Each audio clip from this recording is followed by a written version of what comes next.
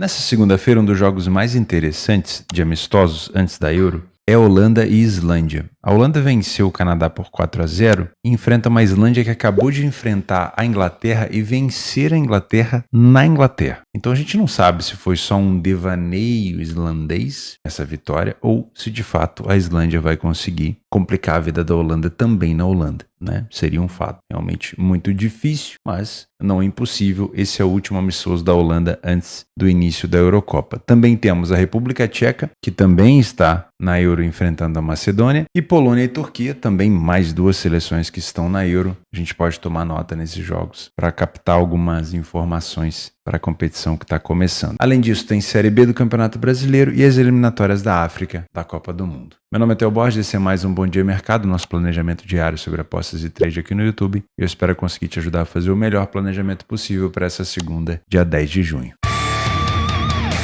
Começando 1h da tarde com República Tcheca e Macedônia, 1,45 é a cotação da República Tcheca. O último jogo da República Tcheca foi uma goleada, né? Para cima de Malta 7-1, venceu a Armênia também por 2-1, venceu a Noruega por 2-1, Moldávia por 3-0, enfim. Faz tempo que a República Tcheca não perde. A última derrota, né, foi no ano passado contra a Albânia por 3-0. O time da Macedônia vem de vários jogos sem vitória, né? Perdeu para a Croácia por 3-0, para Montenegro por 1-0, empatou com a Moldávia, empatou com a Inglaterra, olha só, empatou com a Inglaterra e perdeu para a Itália por 5-2. A última vitória foi contra a Armênia num amistoso também no mesmo período daquela derrota da República Tcheca no ano passado. Vamos dar uma olhada no grupo que a República Tcheca vai pegar aqui na Euro. Será o grupo F, Turquia, Portugal e Geórgia. Grupo dificílimo, né? Mas dá para a República Tcheca pegar aqui ou uma classificação direta ou pelo menos uma terceira colocação para buscar uma repescagem, né? Acredito que sim. Lembrando que nas eliminatórias, a seleção da República Tcheca ficou num grupo, deixa eu ver se eu encontro rápido aqui, ó. Ficou no grupo E, Albânia, Polônia, Moldávia e Ilhas Faroé. Não foi um grupão assim, né? Não foi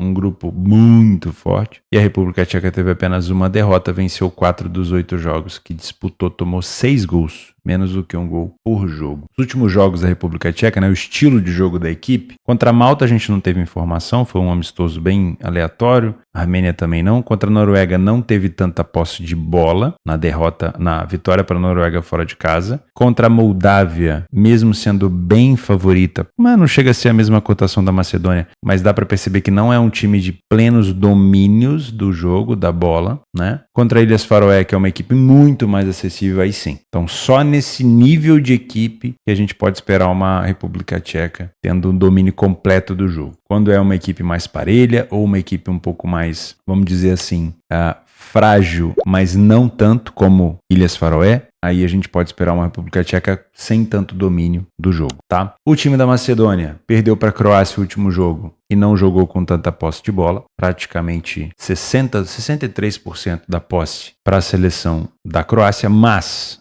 olha que curioso, 10 finalizações da Macedônia contra 8 da Croácia. Finalizações no alvo, apenas uma finalização a menos do que a Croácia. Isso mostra que a seleção da Macedônia pode não ter um domínio de posse de bola muito grande, mas o risco que ela pode causar, né, para o adversário é alto. Ok? Vale a pena levar esse tipo de informação. Contra Montenegro, a seleção da Macedônia enfrentou um cenário oposto, tendo posse de bola, mas não tendo efetividade. Contra a Inglaterra, nesse 1-1, olha só que curioso, ó, também não teve praticamente nenhuma posse e mesmo assim foi efetiva, tá? Vamos ver, ó, finalizou, olha que loucura, finalizou 5 vezes contra a Inglaterra, uma seleção que costuma ter a posse de bola, né, de uma maneira muito, muito forte. Finalizações no alvo, finalizou mais no alvo da Inglaterra do que a própria Inglaterra. Já captou essa informação, né? É uma informação muito importante. Contra a Ucrânia, também não teve muita posse de bola na derrota, mas finalizou quase a mesma quantidade de vezes na tentativa de finalização e no alvo finalizou 2 vezes a menos apenas do que a seleção ucraniana. Então, é o que a gente precisa saber. Não é uma Macedônia que joga com a bola, mas é uma Macedônia que sabe jogar de maneira reativa ao ponto de chegar para finalizar no gol adversário. E isso é um fator de risco para você que quer trabalhar apenas apenas a favor do favorito. Utilizando o PDF de apoio, a República Tcheca saiu na frente em 100% dos jogos que fez nas eliminatórias da Euro, não falhou em marcar em nenhum jogo e ficou 50% dos jogos sem sofrer gol. A Macedônia saiu na frente em apenas 25%, não é uma equipe com iniciativa, falhou em marcar em metade dos jogos e sofreu gol em quase todos os jogos, tendo uma média de gols sofridos muito maior. A Macedônia precisa de 3,75 finalizações no alvo para marcar um gol. A República Tcheca precisa de 3,50. De novo, é uma informação importante, porque a Macedônia é uma seleção que finaliza no alvo mesmo não tendo domínio da posse de bola. E o time da Macedônia pode colocar um gol contra a República Tcheca aqui, pode fazer um gol contra a República Tcheca numa situação onde você está vendo uma superioridade do favorito e mesmo assim pode te colocar em maus lençóis, tá bom? É um risco e não é um risco pequeno. O time da República Tcheca tem um primeiro tempo melhor, com mais vitórias, o segundo tempo também, né, praticamente igual aqui, o desempenho das duas equipes no primeiro e no segundo tempo, né? Ou seja, provavelmente a gente vai ver uma República Tcheca com a posse. A República Tcheca também é muito forte na bola aérea e o time da Macedônia sofreu gols nesse fundamento nas eliminatórias. A República Tcheca é muito forte na largada do jogo, os primeiros 15 minutos. Vale a pena ficar de olho nisso, né? E também marca bastante gol nos últimos minutos. O time da Macedônia dividiu seus gols ali de maneira praticamente igual e tem sofrido mais no final do primeiro e no final do segundo tempo. Aqui nos escanteios, ó, só compactuando o que a gente já tinha falado, Macedônia não é uma seleção que propõe jogo, muito mais uma seleção reativa, tá? O número de cartões amarelos desse jogo pode ser alto, porque as duas equipes têm uma média de 2 cartões ou mais recebidos por jogo. Esses são os principais jogadores da República Tcheca, eu não vou citar nome aqui porque eu posso ter uma pronúncia errada. E da Macedônia, a gente sabe que o Enis Bardi e o Elif Elmas são jogadores muito, muito bons. Se você é um trader, esse me parece ser um jogo de risco, tá? Porque a Macedônia tende a ter a bola, tende a ter um determinado domínio em alguns momentos, não é sempre, contra seleções um pouco mais difíceis, mas a Macedônia não precisa da posse de bola para poder criar perigo. É uma seleção que costuma finalizar com bastante frequência no alvo do adversário, mesmo sem ter a bola. Então pode acontecer de você estar numa posição contra a Macedônia ou a favor da República Tcheca, numa superioridade, numa posse de bola constante da República Tcheca e tomar um gol da Macedônia. Pode acontecer, ok? Saiba disso, tenha ciência disso. Se você é um punter por aqui, não te indico uma vitória da República Tcheca com uma cotação tão baixa. Esperaria uma cotação um pouco mais alta, até porque existe a possibilidade da Macedônia também marcar por aqui. Em relação ao mercado de gols, eu gosto de pensar no cenário de 2,5. Gosto, mas eu gostaria desse jogo aberto, tá? Eu prefiro um jogo onde a República Tcheca já está na frente para trabalhar gols. Não duvido de um ambas marcam, o mercado duvida bastante, mas a República Tcheca, vamos pegar aqui, ó. A República Tcheca tomou gol da Hungria no amistoso, 3 da Albânia, não tomou de Ilhas Faroé, mas tomou um da Polônia, não tomou da Moldávia, mas tomou um da Noruega, um da Armênia e um de Malta. E olha que Malta é fraca, hein? E olha que Malta é fraca. Então eu não duvido que a República Tcheca consiga tomar um gol da Macedônia aqui, e eu não duvido desse 2,5 gols, tá? Para mim é um favorito que pode se complicar, mas tecnicamente falando tem mais de onde tirar, né? Então pode, se estiver atrás do placar, pode virar o jogo na bola aérea. Se estiver, né, empatando, pode buscar a vitória. Eu só acho que a República Tcheca vai sofrer um pouco com as finalizações da Macedônia. Se a Macedônia vai conseguir marcar ou não, eu não sei, mas tomar um pouco de cuidado aí, principalmente você que está pensando em trabalhar no trade ao vivo, com stake cheia na República Tcheca, pode ser um perigo. Às 15h45, a Holanda dentro de casa enfrenta a Islândia no último amistoso antes do início da Eurocopa e contra uma seleção que pode sim ser um bom teste, porque a Islândia acabou de vencer a Inglaterra fora de casa, na Inglaterra, e foi um resultado realmente surpreendente. A Holanda, na Euro, vai cair no grupo D com Polônia, Áustria e França. Grupo bem difícil a França. A Holanda já, teoricamente, está acostumada, né? Porque na parte de eliminatórias, a Holanda também caiu no grupo da França, Grécia, Irlanda e Gibraltar. A Holanda teve 6 vitórias e apenas 2 derrotas, tomou apenas 7 gols. Se a gente pegar os últimos jogos da Holanda, para a gente entender um pouco, né, de como a Holanda joga, contra a Escócia, a Holanda começou com uma cotação um pouquinho mais alta e não teve uma posse de bola tão alta, né? Foi uma Holanda que não propôs tanto o jogo e mesmo assim deu 4-0 na Escócia. Contra a Alemanha, fora de casa, a Holanda também não teve tanta posse de bola, obviamente. Contra o Canadá, a Holanda já teve um domínio de jogo muito grande, né? Uma cotação também um pouco mais alta. Quando pegou a Irlanda, nas eliminatórias,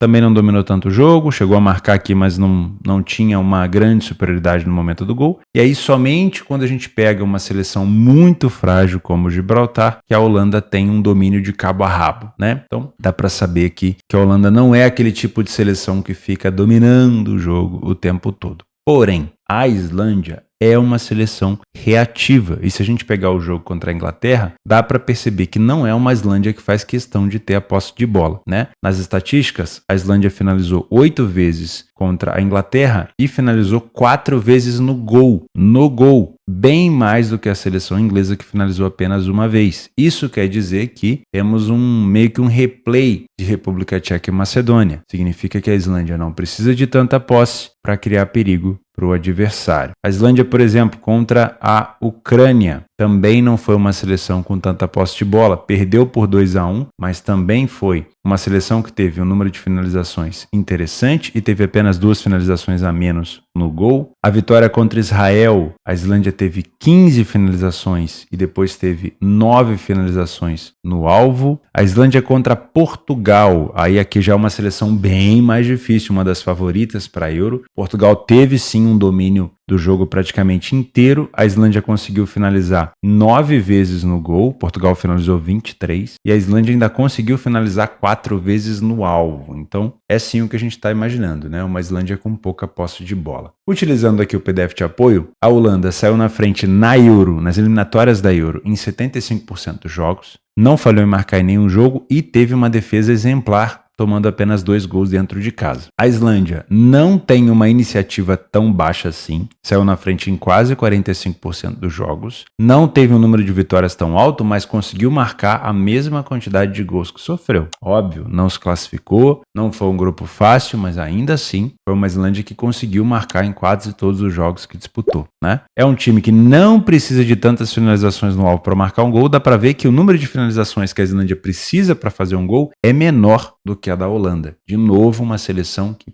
pode colocar um gol contra a Holanda aqui, num cenário onde a Holanda está melhor no jogo. Tipo de situação perigosa, né? O primeiro tempo da Holanda é melhor em relação a vitórias, derrotas, mas a Islândia é agressiva, apesar de tomar bastante gol. Conseguiu marcar um gol a mais do que a Islândia. No segundo tempo, mesma coisa. Apesar de ser um segundo tempo mais tranquilo defensivamente da Holanda, a Islândia é que toma conta na parte ofensiva. Marcou 9 gols contra apenas 3 da seleção holandesa no segundo tempo. A Islândia também é uma boa equipe de cabeça, viu? Tem utilizado muito bem as finalizações de fora da área e também o jogo aéreo. O over 2,5 aconteceu em 86% dos jogos da Islândia nas eliminatórias, fora de casa, e na Holanda em casa em 75%.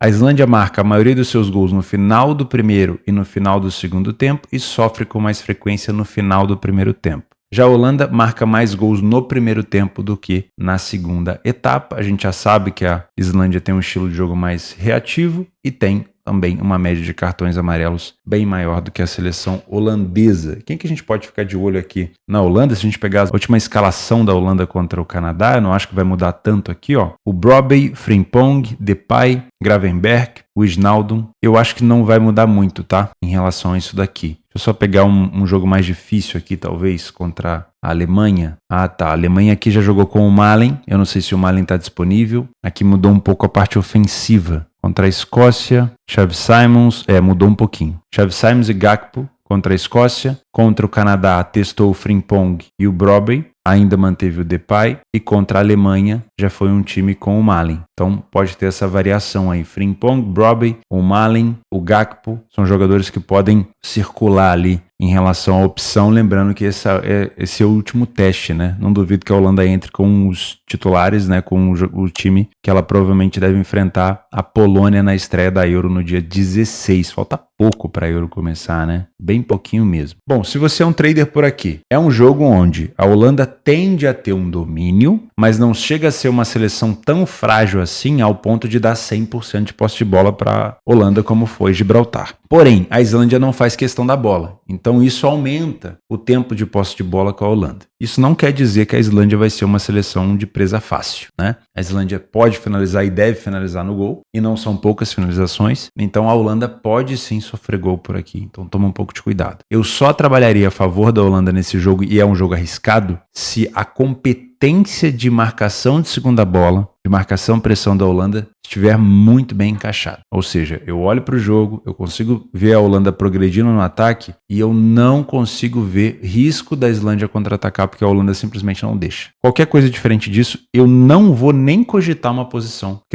porque eu sei que eu posso tomar um gol assim como aconteceu no jogo da Inglaterra. Né? Jogo contra a Inglaterra, se a gente pegar aqui a partida da Islândia contra a Inglaterra vinha muito bem, toma um gol do nada, espírita, né? Como a gente costuma dizer, famoso gol da bunda. Então, pode acontecer. Não estou dizendo que era uma grandíssima superioridade inglesa, mas não era uma Islândia que tinha tanta condição assim de marcar e acabou puxando contra-ataque, né? E aqui, nas finalizações, a Islândia conseguiu bem mais finalizações no alvo do que a Inglaterra. Isso também compactua da seguinte maneira. Se você quer trabalhar mercado de gols, depende muito de quem sai na frente. Se a Holanda sair na frente, pode ser um jogo sim que acabe abrindo oportunidade para a Islândia sair um pouco mais para o jogo e a gente ter um jogo mais para gols. Agora, a Islândia segurando o 0-0 ou a Islândia na frente do placar, não me parece um jogo interessante para buscar gols, porque a Islândia se defendeu muito bem contra a Inglaterra enquanto estava vencendo esse jogo aqui, tá? É uma informação bem importante. Olha só, contra Portugal, mesmo a Islândia tendo tomado o apavoro aqui, ó, de 23 finalizações, a Islândia conseguiu se defender muito bem. Então também vai ter relação com a fome da seleção holandesa, o quanto eles querem se arriscar depois de estar na frente do placar, tá? Não duvido que seja um jogo um pouco mais truncado. Tem a possibilidade de ser um jogo de ambas marcas? O mercado não acredita? Tem sim. A Islândia vem motivada contra a Inglaterra, né? Deu para perceber. E eu imagino que a Holanda com a bola aérea também possa punir a seleção islandesa aqui, tá bom? Então eu não duvido. Não é fácil de acontecer, mas eu sinceramente não duvido. Eu só trabalharia o cenário de 2,5 gols aqui, e é uma cotação para mim muito baixa, se a Holanda estiver com 2 gols de vantagem, certo? 1-0 para a Holanda, 1-0 para a Islândia, 0-0. Não me interessa muito trabalhar o mercado de gols aqui, tá? O 3,5, olha que loucura. O under 3,5 está 1,73. É um mercado que vem extremamente enviesado, acreditando num jogo para 4 gols. Agora, se a Islândia fizer um excelente jogo defensivo, a gente pode ter um jogo under aqui. Esse jogo só vai abrir para ter 4, 5, 6, 10 gols se a Holanda empilhar gol aqui e conseguir abrir pelo menos uma distância de 2 gols de diferença para forçar a Islândia a sair para o jogo. De resto,